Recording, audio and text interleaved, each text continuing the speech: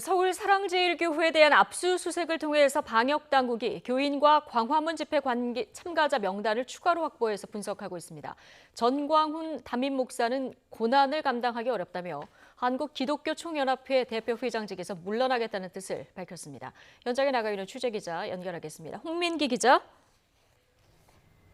네, 서울 사랑제일교회 앞에 나와 있습니다. 네, 사랑제일교회 관련 확진자 계속 나오고 있는데 일단 확진자 현황부터 좀 볼까요?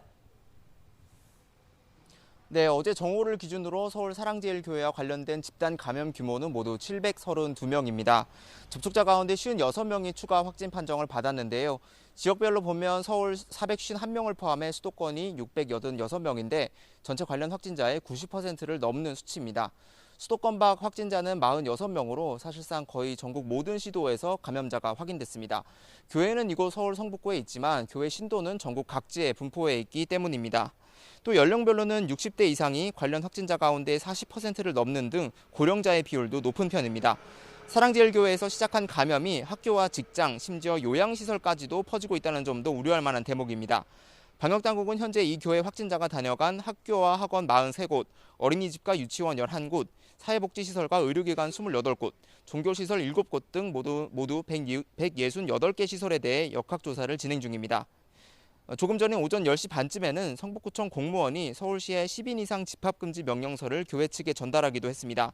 교회 측은 집회 신고를 낸 것이 아니라 문제가 없다는 입장인데 서울시는 체증 등을 통해 조처 위반이 확인될 경우 교회 측을 경찰에 추가 고발할 방침입니다. 네, 무엇보다 빨리 검사를 받는 것이 가장 중요한데 어젯밤 방역당국이 사랑제일교회 신도 명단을 확보했다고요? 네, 그렇습니다. 서울지방경찰청 지능범죄수사대는 어젯밤 8시 40분쯤부터 이곳 서울 사랑제일교회에 대한 압수수색을 진행했습니다. 압수수색은 오늘 새벽 1시까지 약 4시간 정도 진행됐는데요. 경찰은 이번 조사에서 사랑제일교회 교인 명단과 또 광화문 집회 참석자 명단 등을 확보한 것으로 전해졌습니다. 경찰은 확보한 자료가 실제 교인 명단인지 또 방역당국에 제공한 정보와 같은지 분석할 방침입니다. 앞서 서울시는 역학조사를 거부, 방해한 혐의로 사랑제일교회 관계자들을 경찰에 고발했는데요. 앞서 교회 측이 넘긴 교인 명단이 정확하지 않다며 여러 차례 역학조사에 나섰지만 교인들 반발로 실제 명단을 확보하지 못했기 때문입니다. 경찰 압수수색이 끝난 뒤엔 서울시와 중앙방역대책본부 관계자들도 교회 측의 동의를 받아 교회 안으로 들어갔는데요. 문서나 CD로 된 교인 명단과 모임 참석자 명단 등을 확보했고 확보한 자료를 이미 제출된 명단과 비교 분석할 계획이라고 설명했습니다. 한편 사랑제일교회 측은 정부로부터 탄압받고 있다고 주장하고 있는데요.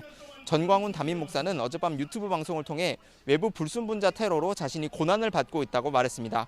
그러면서 현재 상태로는 한국기독교총연합회 대표회장직을 감당하기 힘들어 사퇴하겠다는 뜻을 밝혔습니다. 지금까지 서울 사랑제일교회 앞에서 YTN 홍민기입니다.